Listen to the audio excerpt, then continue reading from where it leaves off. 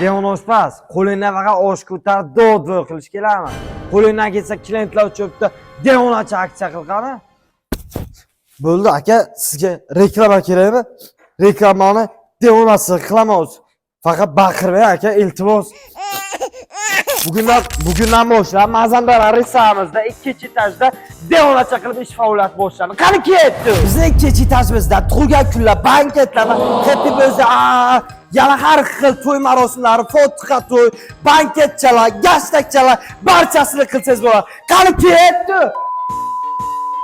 Qabristonskiy, yo'q. Qo'rilgan qanotchi atiga 1 kilosi 90 ming so'mdan mana devonacha aksiya sizlarga. Buni yeysiz oilaviy dam olasiz yoki jom bo'lmasa telefon qiling, devonacha qilib dastavka qilib qo'yamiz. Qani ketdi?